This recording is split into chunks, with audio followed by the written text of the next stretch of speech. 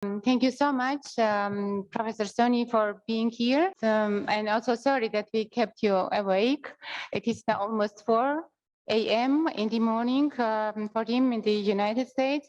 But I also have to say that Ronald Suny kept us all awake for 30 years, the scholars. South Caucasus.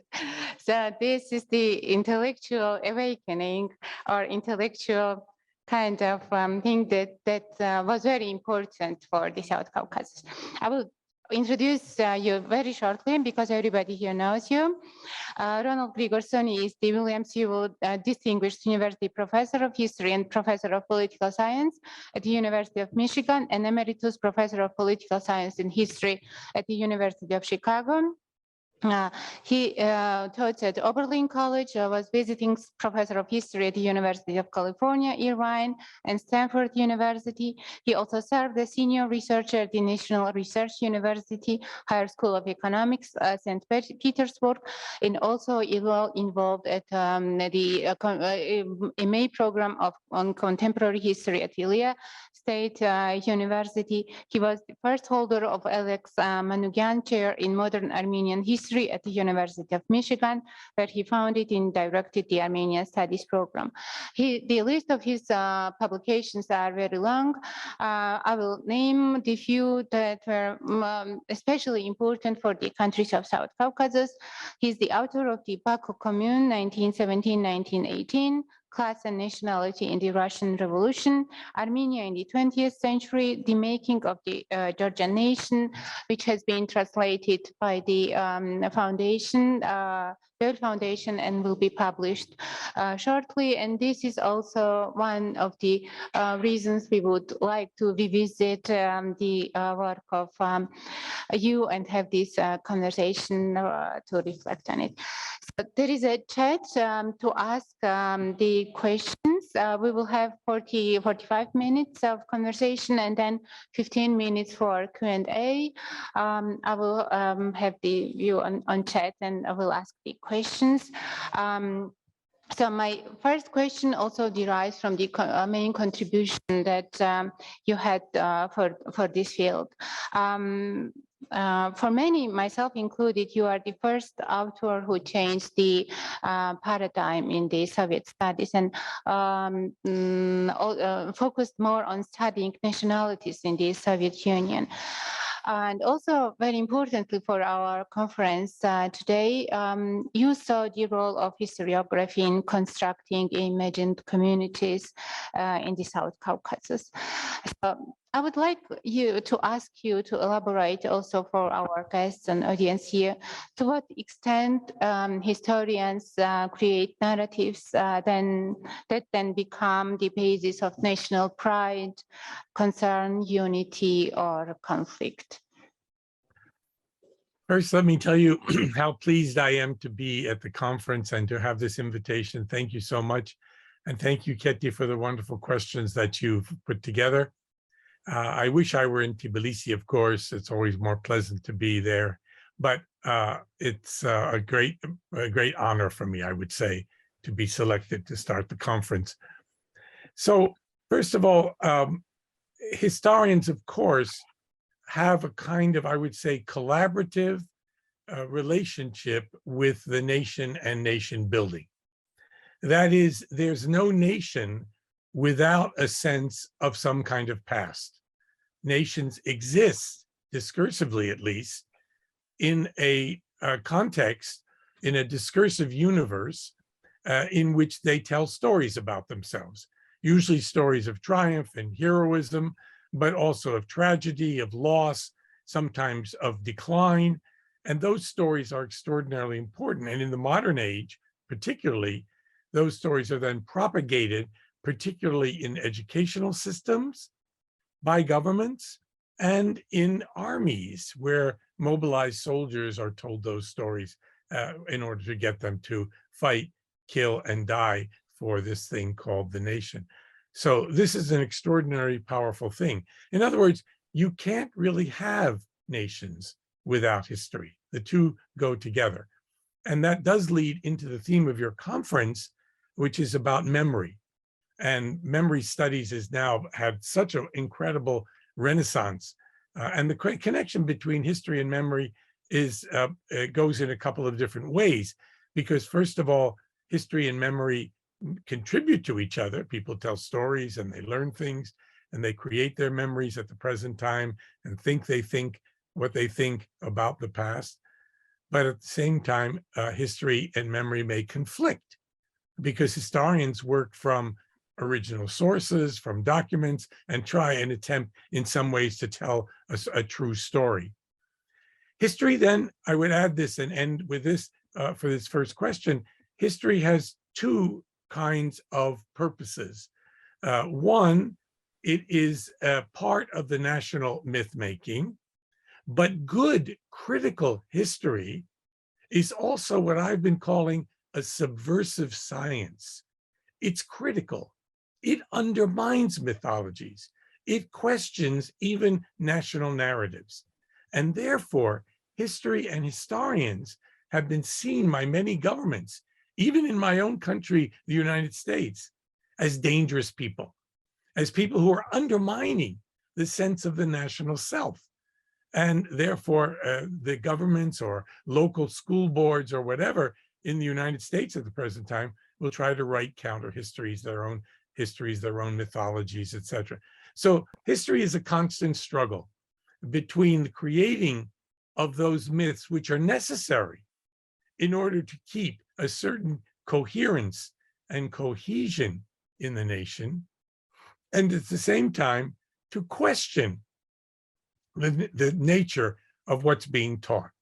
And if you think about the United States, when I was in school as a young boy, we didn't learn about women, people of color, slavery, the genocide of the American indigenous peoples, and so forth. And now all those things are back in the curriculum, but they're being questioned and being contested by people who don't like this new, more critical history. Thank you very much. My following question would be then, how do you see history? From what you said right now, it is that history for you is more social science. And in this part of the world, it is more history as human science or humanities, part of the humanities. Do you think that this difference in historiographical traditions also derives from these different attitudes towards history is as a science? In several universities where I've taught, history has been pushed from social science into humanities and back from humanities into social sciences. Why can't it be both? It's a human science. It's a humanistic science, of course. It's a study. And here I mean science in the sense of, I would use the Russian word, nauka, that is a broad study. For me, history is a social science in this sense. It doesn't just tell stories. It does not just create narratives. It asks questions and tries to find answers, explanations. Now, those explanations will have to be interpretive and to a certain degree subjective, because history indeed is a kind of fabrication. It's a fabrication like any other thing that human beings make, but it is a fabrication under strict rules, under conventions that are very important to be observed. That is, history cannot be made up. It's not a fiction like a novel. It's a fabrication, or if you like, a fiction, which is based on archives, on evidence always, on a coherent, logical narrative of some kind, and hopefully, in the best of history, also an attempt to give answers to particular problems or puzzles that we want to figure out, like why revolution? Or why was there a civil war in Georgia after the Soviet period? These kinds of things. Why is the South Caucasus so divided and hostile, one state against the other, particularly Azerbaijan and Armenia? Those are important questions, not easy answers. And in history, there'll never be a single answer. history is always historiography. It is always the contest between different views and finding an audience, both within the profession of historians and more generally in the public, for relevant and persuasive answers. To follow up on this idea, some scholars, there is this idea that the past is a scarce resource. It does not have this infinite elasticity, but is governed by certain cultural frameworks and norms. And these norms are sometimes the main basis for discussions about the past. So they make out also this debatability of the past. Do you think that the countries of the Caucasus have this kind of common framework on consensus in which history becomes contested? In one country or in one culture, we can say that there is this kind of consensus regarding the depth or how old is old enough to be a reliable source, etc. Do you think that the countries of the South Caucasus have the same sources of authority, the same norms and frameworks that govern the credibility and thus also the debatability of the past? I would argue that the South Caucasus is burdened by too much history. First of all, there are written traditions that go back 1,000 years. And so we have the chronicles, like Katli SOVLAB, or the works of Movses Khoronatsi, and so forth, that claim a kind of priority or a kind of authority because they're ancient. But critical historians then go back and read those things and find out that they were fictions. They were also human creations, which in fact tried to propagate a certain view, defense of a dynasty, say the Bagratids in Armenia, or whatever. So those things exist. And from this long past of the countries and peoples of the South Caucasus, all kinds of things can be written and rewritten.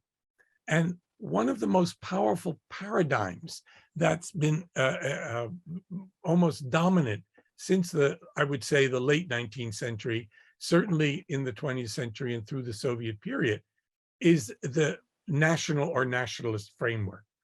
And it's understandable for political reasons why that framework of understanding the growth of the nation, the discourse of the nation, became so powerful. And that national narrative is always one that, the nation always existed. It was in some sense primordial or perennial. It was organic and natural, but it was repressed or divided. And eventually through time, it developed into a modern, free, coherent nation, right? And that's an interesting and important framework, but it's one that eliminates the effects of division, of conflict within the nation, parts of the nation that exist today fighting with other parts in the Middle Ages or something like that, allying with Islam or foreign forces. All kinds of complexities are left up because the national narrative or nationalism is a radical simplification of the complexities of actual history, of the experiences of these peoples. The second thing is the national narrative almost always talks about a single ethno-nation. And this was true in the Soviet period. So here we have the Soviet Union, which ostensibly was a multinational and internationalist state, right? The ideology of Marxism-Leninism was internationalist, not nationalist. And yet the histories in the countries of the South Caucasus, as well as throughout the Soviet Union, were national histories. And if you read Historia Gruzia or something like that, or Historia Azerbaijan or Historia Armenia, you will find that they are stories about the ethnos, about the ethnic nation, and not about all of the people, except occasionally, that lived in this national territory or in this province of the Russian Empire or in the Soviet Republic. So in other words, the whole frame of empire, which existed for millennia, and of the Ancien regime, and the complexities and diversities of those regimes, which were pre-national or even anti-national for whatever reasons, religious, ethno-religious states, those are left out, or they're reinterpreted in this narrowly nationalistic development. And so you get funny histories that don't explain the complexities and the diversity that exists in the real past as we now can discover it. Thank you very much. What you also showed very greatly in your research is this how these national and mono-ethnic narratives have been constructed. On the other hand, also, I have this question, or when I read the writings of historiographers and political scientists, that sometimes they also help shape the image of the South Caucasus as a region of conflicts. I think they play a role in constructing this kind of history of Caucasus as well. In ancient sources, for example, in Pliny the Elder, the Caucasus is a region where knowledge of many languages is necessary to have successful negotiations. So the emphasis is on co-living and on negotiations. We know about Arab geographers who also saw the Caucasus as a unity of different languages. The emphasis was on the possibility of everyday diplomacy, which is something very powerful. I still believe that the South Caucasus, given its fragmentation and its diversity, is more a site of peace than a site of conflict. I think that the theoretical potential for conflicts is much higher than the number of actual conflicts. And in my studies, I tried to find this kind of practices and to show that it also exists. Do you think the historians, political scientists have this kind of, did they help also construct this image of Caucasus as the site of conflict? Not only historians and political scientists, but poets and novelists. Think of Pushkin and Lermontov and Tolstoy and other Russian writers, or even Georgian writers and Armenian writers who, Rafi, who wrote about Armenians fighting Turks, or, many of the writers emphasize, because conflict is interesting and makes good copy for selling books or influencing you and inspiring you to write poetry. So yes, the Caucasus and both North and South Caucasus have been constructed as this exotic area of brave men, of women who with their beautiful handkerchiefs can stop peace by dropping it between the conflicted men, of savagery, but also of nobility, of hospitality. And these are powerful, powerful images that influence everyday behavior and the way people think of themselves. And historians and political scientists have influenced that. I think it's very good to look at the ways in which this highly diverse area in a mountainous terrain was able to achieve harmony and living together, not without conflict. Nothing is ever without conflict. But imagine this mountain of tongues, as it was called, managed to survive most of the time without wars and conflict. And so people learned to live together. I'm going to give you two stories. First of all, my father, Gurchiani Suny, was a little Armenian boy living in Solalaki at the beginning of the 20th century. And he told me that on the streets of Tbilisi at the time, he was, sold cigarettes and sold water in order to make a living for his family. He spoke not only Armenian, which they spoke at home, but Russian, Georgian, and what they called at the time Tatar, which would be Azerbaijani today. Now imagine a boy 8 years old, 9 years old, 10 years old, who's speaking 4 languages in the old area around the Maidan or whatever, in these languages.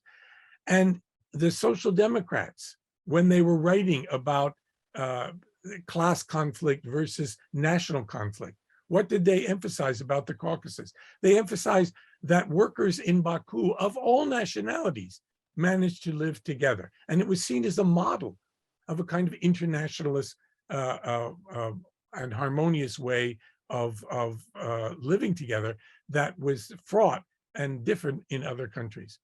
Now, social scientists, I'll tell you this one thing, when they analyze conflict, and they love to analyze conflict because it's a serious problem, ethnic conflict, genocide, these are serious problems. They come down to certain conclusions that you're more likely to have conflict if you have certain characteristics in the region. And one of them is diversity. So you can't have conflict if everybody's the same. All right, so that seems banal and obvious. Secondly, conflict is more likely where you have, this is their term, rough terrain. In other words, maybe a mountainous area, right? And the third thing, because people can hide in the mountains and so forth, and they're divided.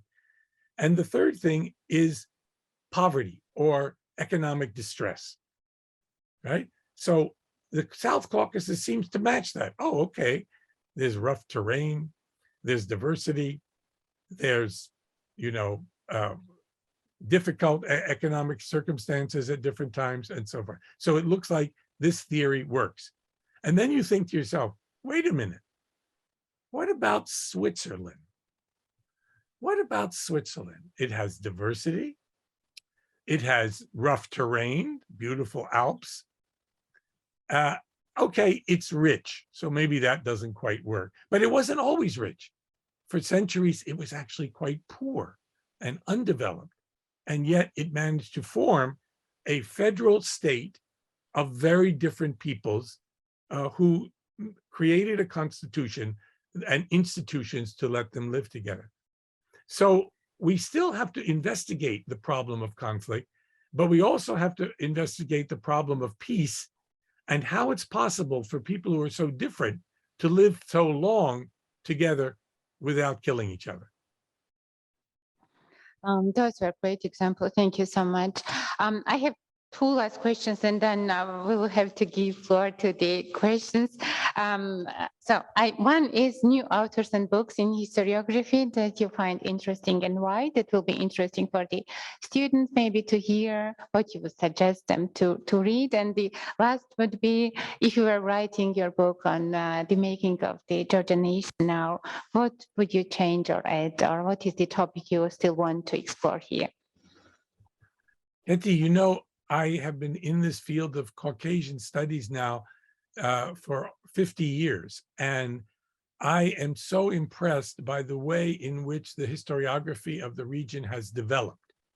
So in Soviet times, when I wrote the first book, my dissertation, The Baku Commune, it was attacked in America for being too left-wing, not anti-Bolshevik enough, Marxist, whatever.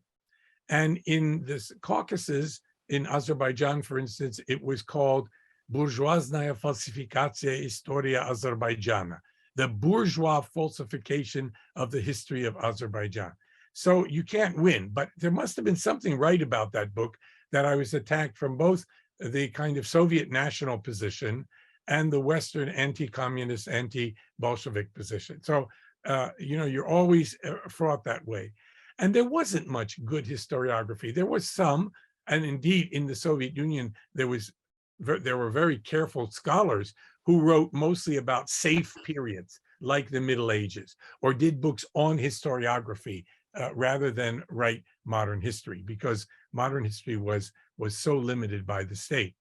And when I wrote the book, The Making of the Georgian Nation, it was just at the time when the older paradigms of nation understanding history, that is this idea of the organic, natural, continuous nation, were being challenged by the modernists, constructivists, the Benedict Andersons, Ernst Gellner, Eric Hobsbawm, and others. And so I adopted that point of view, which opens up the history of Georgia, of Armenia, of Azerbaijan to history. It now becomes a problem that you have to discuss. Why nation? Why does this occur and how does it occur? So that was very exciting. And of course, it was attacked. It was attacked in Georgia. I was considered, an enemy there, even though I had struggled to learn the language and I had done work in the libraries, not the archives. The archives were not open to me, but the libraries, like the Karl Marx Library, now the National Library in Georgia.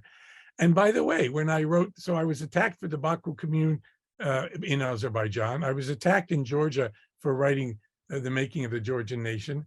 And I was attacked in Armenia. And I was even called Davajan, which means traitor, pridatel, in Armenia, and told, you are a traitor and you are no Armenian. And I said to them, well, wait a minute, how can I be a traitor if I'm not an Armenian? And so that didn't quite work as a joke for them, but I was attacked. And I thought my loyalty is to history. My loyalty is to, as honest as possible, to do this kind of critical history and see where it goes. And by the way, I think that was patriotic history, not nationalistic, but patriotic. That is, it was trying to find a good story to tell people about how these nations were made, how historians, politicians, poets, and so forth, Javadze and others would write this history and create an idea of the nation. So it was very positive. Now you have, many years after the collapse of the Soviet Union, you have the possibility, even though Georgia and Armenia and Azerbaijan are more nationalistic today than ever before, right? And historians will have to deal with that. Nevertheless, there's enough opening, at least in Georgia and in Armenia, sadly not so much in Azerbaijan, but in Armenia and Georgia, that people are writing new histories. And they're appreciating those of us who tried to pioneer this more critical history. And if you look at some of the newer works by young South Caucasian writers, you will find this attempt to move beyond the narrow nationalism. And if you look, say, at Western historiography on the South Caucasus, think about the wonderful book by Eric Scott on the Georgian diaspora in the Soviet Union. Think about the recent book, which has just come out by Claire Kaiser. Think about the work of Stephen Jones and so many others in Georgia. And in Armenia, Bedros Dermatosyan, so many scholars who are writing on the history of the genocide and so forth, less on Soviet Armenia. But there are limitations. The anti-Soviet bias, which was so powerful when I was starting out writing in the Cold War years, is still there. So the fact that these nations of the South Caucasus and elsewhere in the old Russian Empire and in the Soviet Union were created in an imperial context, that is, the empires themselves, whether unwittingly or deliberately, created nations, right? And that was the paradigm that I tried to develop in my own work, like The Revenge of the Past. That is to show that the Soviet Union was not simply a prison house of nations. Oh, there was lots of repression and mass murder and all the rest, we know that. But also through the Leninist nationality policy and korenizatsiya, the indigenization, they created powerful nations, Soviet nations, limited in the way they could express themselves, of course, but that later were able to form new independent nation states in 1991. So that was very exciting. The second question you asked, I'm sorry to go on so long, but I'm having such a good time. Sorry about that, guys. Was, would I write the book differently? Yes, of course, I would write it differently, because now I would have access to the archives, to the work of those historians who have written in the last 30 plus years, and I would bring it up to date. And Georgia has enough interesting history since 1991. From the second edition, I ended more or less with Shevardnadze, but think of all that's gone on since then that would be added to that book. And hopefully it would make sense. I do not have, at the moment, enough idea of a pattern in Georgian history to make sense of what would be that new final chapter. I'm confused and dismayed by the recent history of Georgia. That is the history of failure of some kind of political coherence, cohesion, and sensible governing. I'm sad to say that as a foreigner, as someone standing out, because I love this country. My father's family came from there, and something is going on that is hard to put into shape for me in a coherent way. But that maybe younger Georgian historians and historians at Ilia State can indeed carry out that assignment. Thank you very much for the great conversation.